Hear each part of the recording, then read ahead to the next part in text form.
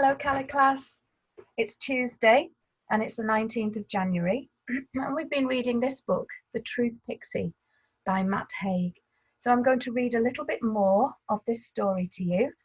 And then when I get to a certain point, we're going to stop and you're going to carry on the story. What happens next? Okay, so the poor Truth Pixie, can you remember? She could only ever tell the truth. That's right. And so poor little Truth Pixie was very lonely, wasn't she? Because she didn't have any friends, because she just kept saying the truth to all of them, which didn't make her very popular at all. So let's find out what happens in this next bit of the story. Let's go back a little bit to remind ourselves. So the Truth Pixie tries to hide inside a big bush and says to her mouse, please, can you remember the mouse's name? And where did the mouse live?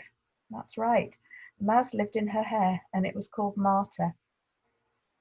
And says to her mouse, please, shh, Marta, shush. But it's too late, she knows it's true, because the elf is saying, how do you do? Of course, most people would say, I'm fine, have a nice day. And then they'd happily be on their way. But the Truth Pixie just isn't polite. This pixie tells the truth, if it takes all night. So she breathes deep and closes her eyes. Oh, I'm feeling dreadful, and that's no lie. And now that you ask, if you really must know, when I left the house, I stubbed my big toe. But that's not the trouble, not really, no. The trouble is, these truths just won't let go. Every elf or pixie who asks me a question gets a horrible truth I can't help but mention.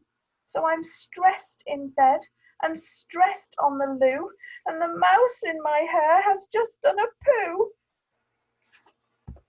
Oh, okay, right, says the elf, backing away. Is that the time? Really? Maybe another day. Oh, our poor pixie, waves by and feels sad. I reply to their questions, but they just think I'm mad. I don't know how to stop doing what I do without answering questions with things that are true. The Truth Pixie carries on with her walking and hopes she won't have to do any more talking. I wish there was someone who could handle the truth, but there isn't, and my lonely heart is the proof. As she reaches the town, the road becomes busy. The Truth Pixie's fear of questions is making her dizzy. I can spot Marta. Can you spot Marta? There, peeping out.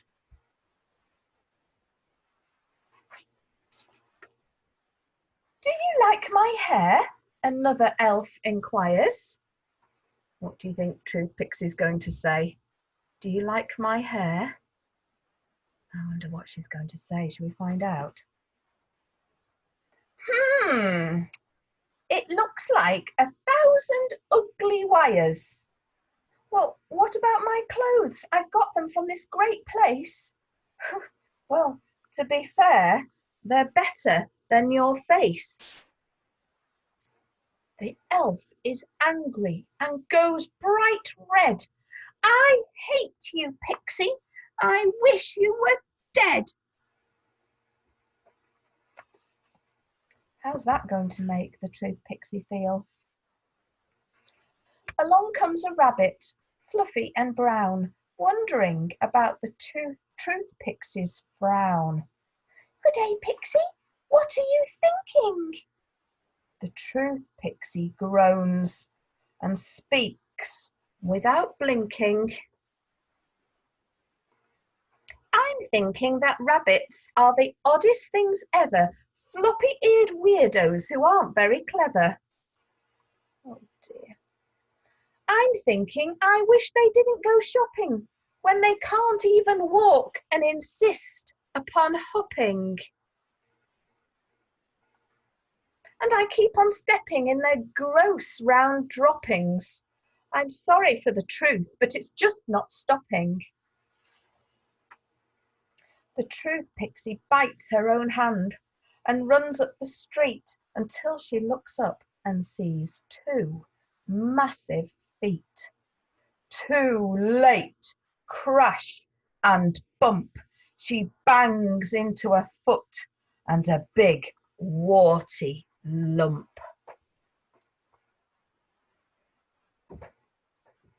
The foot is so huge and knobbly and wide, the pixie feels fear all through her insides. I'm so sorry, I didn't see where I was going, but hey, look at that, I think it stopped snowing. The truth pixie stares up and up to the sky.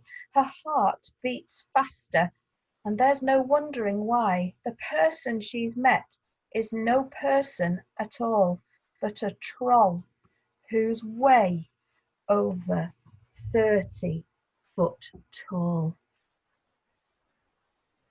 Okay, now that troll is huge. Look at him compared to the size of the house and the size of the tree and the size of the truth pixie. Okay, you're going to write the next bit of the story. What do you think happens next? What is this troll like? I don't know, but looking at the troll's face, he's not looking that friendly to me. So you're going to write the next part of the story. It doesn't have to rhyme, just write it as a story. Okay, and send me a picture. I'm looking forward to reading what you think will happen next. And then a little bit later on, I'll read the next part. Okay, looking forward to reading your work, everybody.